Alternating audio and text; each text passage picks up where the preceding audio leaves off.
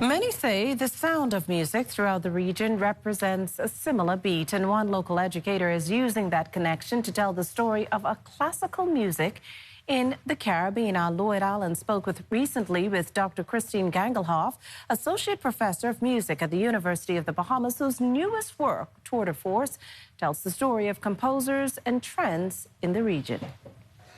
Now, one of the newest books to hit the market, focusing on music and culture, is called Tour de Force. It's written by Dr. Christine Gangelhoff, an associate professor at the University of the Bahamas. Good morning, Dr. Gangelhoff. How are you? Good morning. Thanks. Very well. Now, I understand that your book was initially published in January, but COVID happened, and like they say, the rest is history. Tell us a little bit about this book and what can we look forward to from it? Well, thank you. Yes, so the book is the result of over 10 years of research since I've been here in the Bahamas. And it features Caribbean composers and the various music cultures that influence them. It's a very collaborative and interdisciplinary work that really features UB prominently throughout.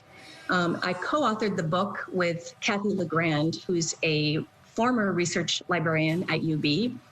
And it's also featuring the faculty trio C-Force, which is myself, Chris Justilian, and initially it was Dr. Christy Lee, who used to be on faculty.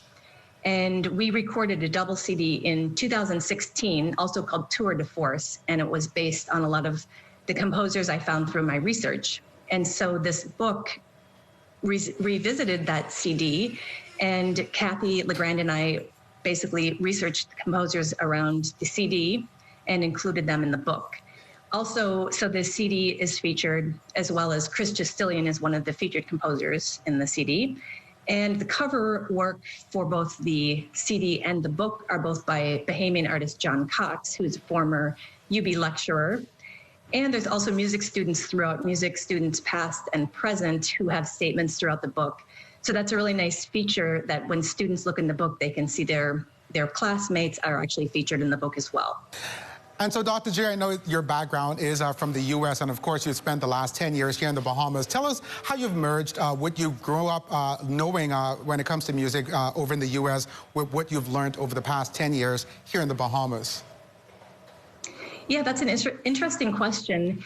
So I've had various posts actually throughout the world in various remote locations, and I've always incorporated local culture into my curriculum and performing. And so it was a really natural fit when I came here to the Bahamas. And it's especially relevant now, the research that I've been doing on composers from the region in these movements that are happening throughout the globe, actually. And right now there's a really big movement in creating more diversity in classical music, especially.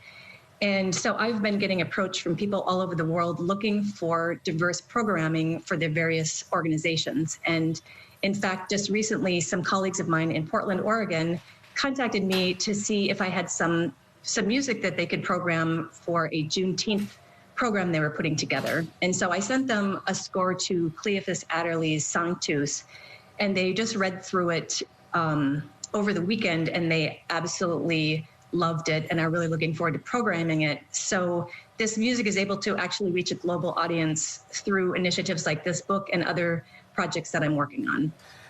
Well, of course, Dr. G, thank you so much for speaking with us, and I look forward to my own copy of your book. Of course, I'll have one ready for you. Thanks so much. Thank you so much. For the morning edition, Lloyd Allen, ZNS Network News.